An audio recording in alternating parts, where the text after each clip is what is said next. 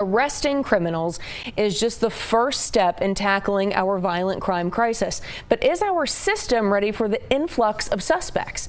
There are concerns if everyone in the process can keep up. Reps with our public defender's office say they don't have enough attorneys for the influx of defendants, not to mention our Bernalillo County Jail, which is still significantly understaffed. Cassie Foote is looking at what needs to happen to keep the wheels of justice moving. And yesterday, Cassie, Governor Michelle Lujan Grisham announced officers in the metro arrested more than 500 people last month as a result of the operation to crack down. And today, reps with MDC are saying what at this point? Yeah, they're saying that they are still severely understaffed. They're staffed at just 58%. And that is a big red flag for a man who has worked to advocate for our inmate population. When the mission is to get violent criminals off the streets, a spike in arrests sounds like success. Governor Michelle Lujan Grisham says that's what we're seeing, with 502 people arrested in September in the metro, a result of her violent crime reduction operation. But Baron Jones with the ACLU isn't calling it a win.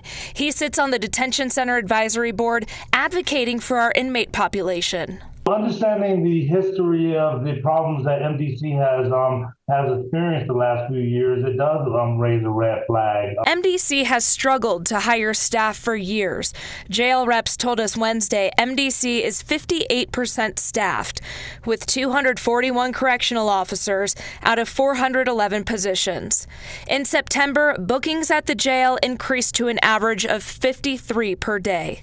To prepare for the increase, Bernalillo County Manager Julie Morgas Baca sent a letter to the governor in mid-September requesting more than $2 million in emergency public health funding for MDC.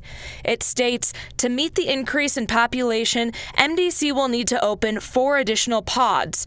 These pods will require correctional officers to supervise the inmates, creating additional posts and overtime. Late last month, reps with the public defender's office told us they're stretched thin, with a shortage of public defenders causing delays in high-profile cases, including the case of 11-year-old Froilan Villegas. It's very difficult to recruit public defenders and district attorneys, so those surge of warrants is just going to be extremely difficult for those attorneys who often already have very high caseloads. Barron says our communities need help and our system does too. He wants investments in behavioral health to lighten the load for all involved. We simply need to come up with a way to reduce the number of people going into our prisons and jails. We all want to live in safe communities, but it would be a fool's errand to think we can arrest our way out of the problems our communities face. And something else the Bernalillo County Manager included to her letter to the governor is the capacity at MDC. She says they'll need to secure agreements with other jails to ensure they're not overcrowded. And the Secretary of the Department of Corrections told us yesterday they have taken dozens of the most challenging inmates to other facilities to lighten the load on MDC staff. So is the governor taking any steps to grant that emergency funding that was requested? I reached out to her office today. A spokesperson says they are reviewing the requests made for funding under the public health order, but no word on what they'll present at the session in January to support MDC. All right, Cassie, thanks for the update there.